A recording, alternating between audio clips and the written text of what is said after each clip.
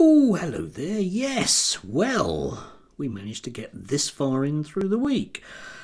Yeah, it's taken a long time, isn't it? Yes, even a stopped clock seems to be the one I've got on my wall. Anyway, yes, today I want to talk about something from a few days ago because there was a bit of a splash, if you like, from another one of those kind of right-wing think tank policy exchange style things that came out, and various people briefly talked about it, but didn't really make much of a splash. No, the Policy Exchange Portrait of Modern Britain, Ethnicity and Religion by Dr. Rakib and forward by Trevor Phillips. Oh yes, but it didn't really make much of a splash. It was just basically, well, teachers need to be teaching more history in schools, really, and that's about as far as that one went. And therefore I was intrigued as to why it didn't make a bigger splash, and I read it, and I'm going to feed to you about what I read, because I read things and know about them. Yes.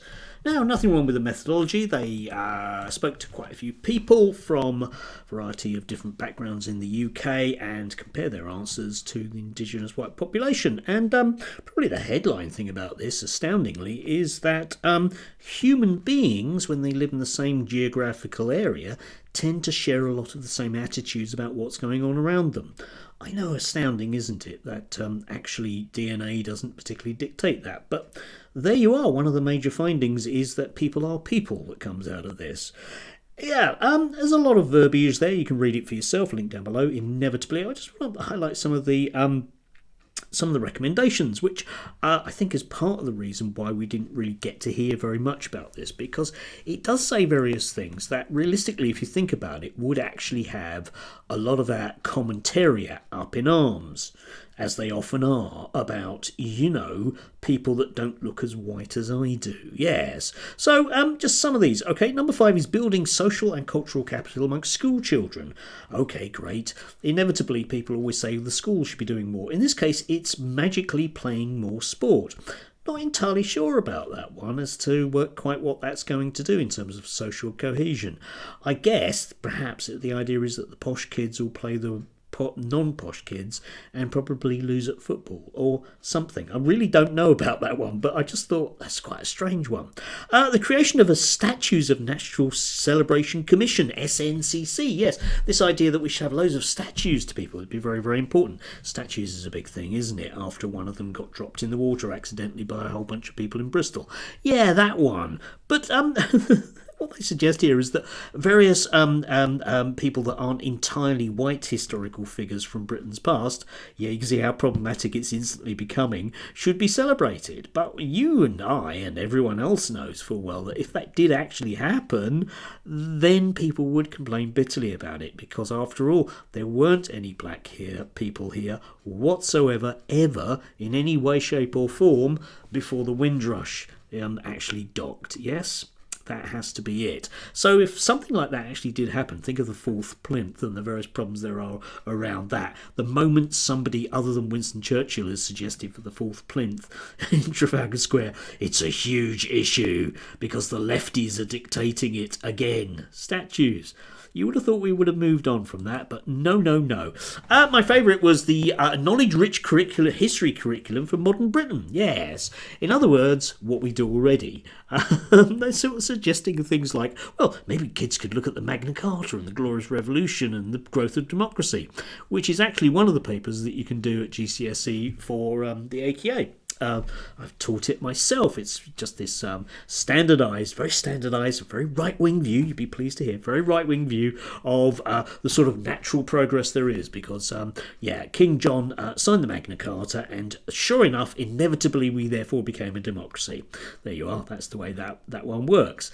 Yes, in other words, recommendations about what we're doing. But of course, for these kind of things, it's vitally important that people don't actually know what's actually taught in schools or actually on the curriculum. Because that way, I can be slagged off for all those things that people will imagine that I'm doing. Yes. Why aren't I doing things that they're imagining? Well, I am doing things that they're imagining. That's the problem. It's the actual stuff that liking, disliking. I don't know. I get confused in my own mind as to exactly how much of what they want me to do I am doing. Yeah, whatever it is, it doesn't make. I'm not doing it well enough because apparently there are some black kids out there that aren't as keen on Britain as they should be. Or is that white kids? I don't know. I think it's the same proportion of black kids as white kids, which potentially is the problem. Maybe they're just kids. Maybe they're just British kids, eh? Maybe that's the way the system works. I don't know anymore. Yes, anyway, did have to smile at number 8. Reorientated focus on class in the context of social mobility. In other words, we mustn't start looking at all of those, downtrodden white kids that can't go to university. Yeah, you can see where the problem lies there. But we need to just talk generally about class and about the fact that it might be to do with socioeconomic problems. The reason why, that people are at the socioeconomic bottom of the pile. We mustn't highlight race. Okay, let's not do that. But you can see the inherent danger to the kind of libertarian worldview that the moment we start talking about that, because then we have to acknowledge it might be a problem. It's always the problem with like the white working class falling behind and not going to university or whatever it might be, is you have to say to yourself, well, why? And the answer to it is blindingly obvious, but people prefer it if it's magically me being snobby to them or teaching them that they don't deserve it or something. It's always magically my fault why white working class kids don't achieve. Not entirely convinced about that one, and I don't think you should be either.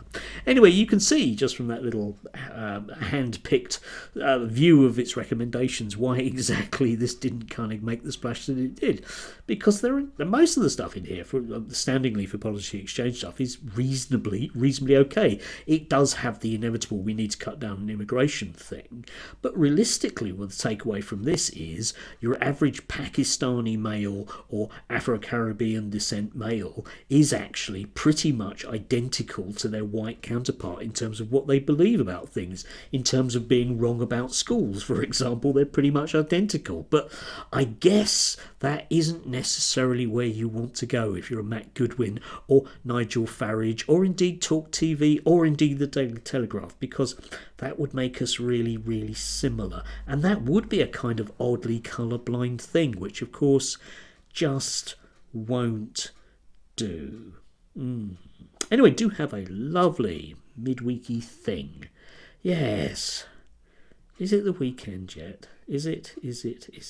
Yeah, I shouldn't really bitch about work. It's going fine at the moment, but the nights are drawing in and I am just reaching that point where I need a bit of time when I'm not teaching quadratic equations to an autistic child. Yes. Anyway, do have a lovely one. If you can, remember, if you can, whoever you are and whatever socioeconomic background you may be, yes, there's a good chance that whoever you are, doesn't matter what your background is, you're either going to be a happy person or a miserable person. It's broadly speaking the way that it is. Yes. Enjoy.